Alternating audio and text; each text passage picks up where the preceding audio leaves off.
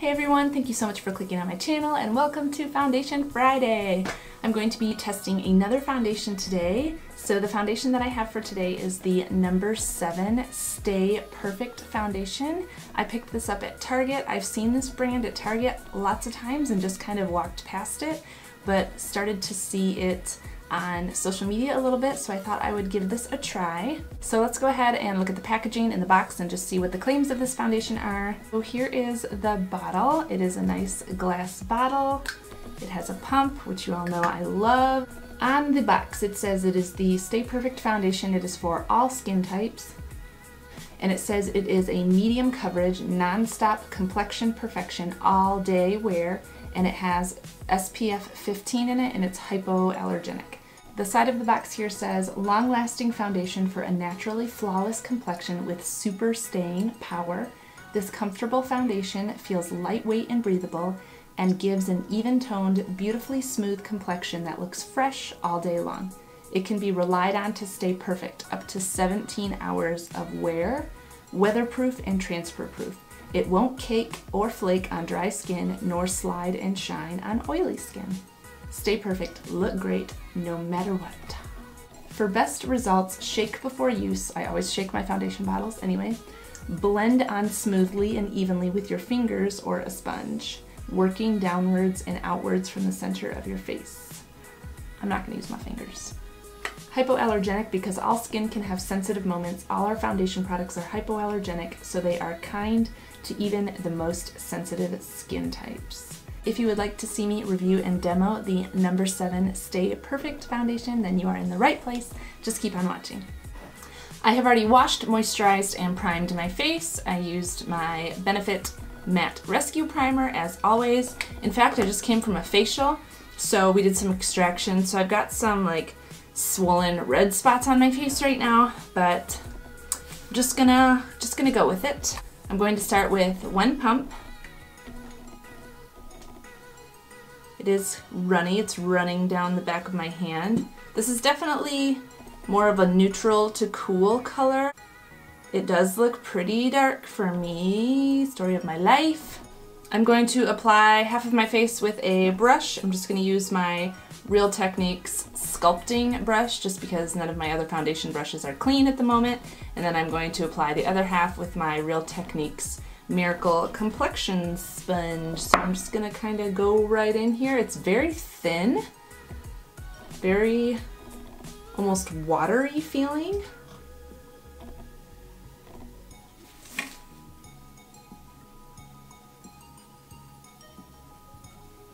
It's blending out really easily.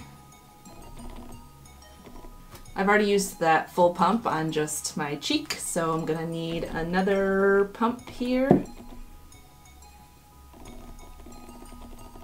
I hope that this foundation doesn't oxidize, because if it does, it's going to be way, way, way too dark. It's already too dark for me. At least it's like a nice neutral color and too dark.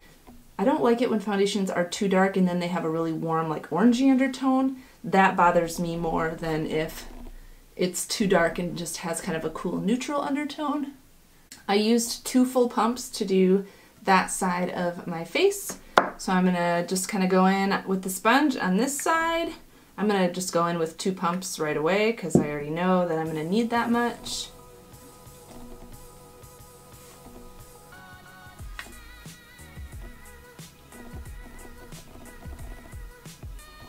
It's looking like I got the same amount of coverage from both the brush and the sponge. So I'm gonna go in with a second layer just to see if I can get more coverage. It's kind of looking like a light medium coverage to me right now, and the finish, it looks very fresh, very dewy.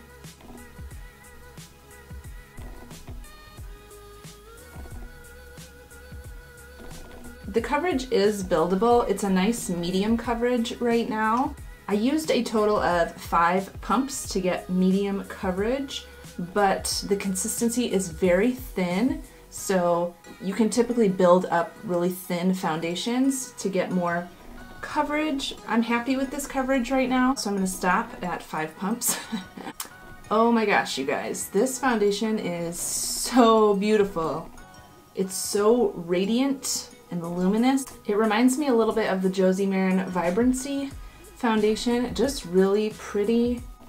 It has not dried down, so I probably will powder my whole face. It is currently 12:01. I'm gonna jump off camera, do the rest of my makeup, and I will be right back. Okay, I am back. It is now 2:32. Don't ask me where I've been for the last couple of hours because I don't know. Well, I'm gonna be perfectly honest with you guys. I had to wash off the foundation and start all over again because once I put concealer and powder on top, it looked horrible. Like, it got so crepey and dry and cakey under my eyes and on my nose and on my upper lip. It looked so horrible. So the only thing I could think of is that after I got my facial, she moisturized my face, and I just came home, put my primer on, and started thinking that it wouldn't be a problem, whatever moisturizer she used. So I thought it would be a good idea just to start all over and use the moisturizer that I'm comfortable using, that I know will work. So I washed my foundation off, I put on my regular moisturizer, my primer, and then I reapplied the foundation with my sponge, and then I put on my concealer that I always use and my powder that I always use, and it still is so cakey under my eyes. So I think next time I just won't put any foundation under my eyes. I don't always do that, so I don't know why this time I thought it would be a good idea to put the foundation all the way under my eyes. For whatever reason, my concealer on top of that foundation just is not working. So I'm actually gonna like come in close so you guys can see what I'm talking about.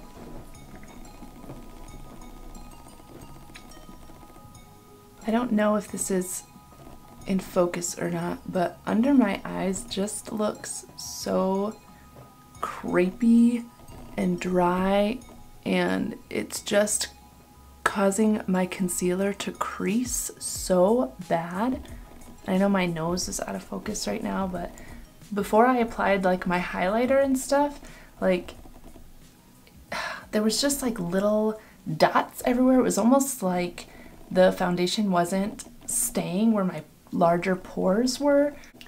It just does not look very good under my eyes. So that's partially why I went with a really like dramatic smoky eye, especially on my lower lash line, is because I'm trying to somewhat cover the creasing that's happening because I have clients this evening that I have to work on and I need to look presentable, but I also wanted to wear this foundation all day and see how it goes. Sometimes when my oils start to come through, it kind of causes any of that like creasiness or dryness or crepiness under my eyes to smooth out. So I'm curious and hoping that that is going to happen, but for right now it's looking really good everywhere else except for under my eyes. Next time I wear this, I'm just not going to put any foundation under my eyes at all and hope that that solves the problem. Other than that, the foundation is looking really good. It is starting to settle into my smile lines. Surprise, surprise. Pretty much every foundation I've ever worn does that, so I hope it doesn't get worse throughout the day. I didn't end up powdering my whole face, just my T-zone, because I was worried that with the way that this reacted with concealer and powder that it was going to ruin the rest of my face. So I didn't powder like my cheeks and the sides of my forehead and stuff, and my bronzer, contour, blush, all that still blended out really nicely over top of the foundation. So I will check in with you guys in a few hours and let you know how everything is looking. Hopefully this under eye situation doesn't get any worse. My next check-in will be in daylight, so I will see you guys in a few hours. It is now 6 o'clock. It's been about 4 hours since I last checked in with you guys. Nothing has really changed as far as it settling under my eyes. I hope you can like really see how like creasy it is under my eyes. Also, it has really settled in around my mouth, but my forehead looks like perfect. It has not settled into my fine lines between my brows at all. It has not caked up or creased up. I can't believe how flawless my forehead looks. Like, I have never had a foundation that made my forehead look so flawless, so I'm just like, why can't it make my under eye and my smile lines look just as flawless? I have no idea. So there are definitely some pros about this foundation, but also some cons. I'll check in with you guys in another 4 or 5 hours and just see how it continues to wear and just see if it truly is as long lasting as it says it is. It did say that it lasted up to 17 hours. Probably not going to wear it that long, but I will check in with you guys later and I will see you soon. It is now 9:40, so we are just over the 8-hour mark, and if you could just ignore my lips. I tried to take my really dark lipstick off from earlier and it stained my lips so bad. Anyway, I'm just not really loving this foundation, to be totally honest. It has really caked up in my smile lines, around my nose, even my chin.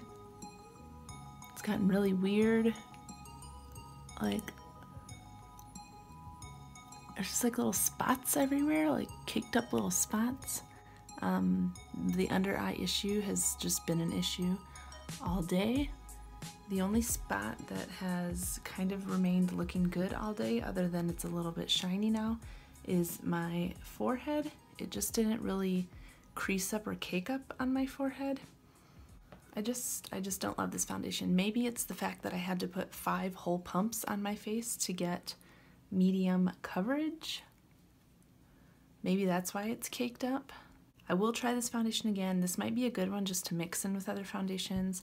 So far I am not liking it on its own. It's just not working for me. It just looks cakey. I'm gonna like really zoom you guys in here beyond my comfort level so you can just see how cakey it has gotten. You can see on my chin area here that it's like completely gone patchy and cakey. It is really settled into my smile lines. It's cakey around my nose. It's gone patchy and rubbed off around my nose. My whole nose area has kind of rubbed off. The under eye situation is still the same. It just looks really dry and crepey. Yeah, just not really a fan of this foundation. I just don't think it lives up to its claim that it's long lasting because of how like patchy it has gone in those areas. To me, a long lasting foundation is one that stays put, and it's only been 8 hours, even though it claimed that it was long lasting for 17 hours. So I don't know, I guess I will give it another try with a different primer, maybe a different setting powder, a different concealer. That could be a big part of the issue, is the concealer that I used with it. Maybe it just didn't mix well with that concealer, but I'm just not super impressed with this one. When I first put it on, it looked so pretty, but once I started putting other products on top of it, it just did not work. And as the day has gone on, it just continues to look worse and worse. This foundation just unfortunately does not get a thumbs up from me. The brand No. 7 does have a whole line of foundations, so there may be some other foundations that I try that I may like, but for now, the Stay Perfect one did not stay perfect. Thank you so much for watching. I love that you guys are joining me on this Foundation Friday journey. You guys are amazing. Don't forget to tune in Tuesday for a makeup tutorial. And I love you guys, and as always, I hope you have a fantastic day.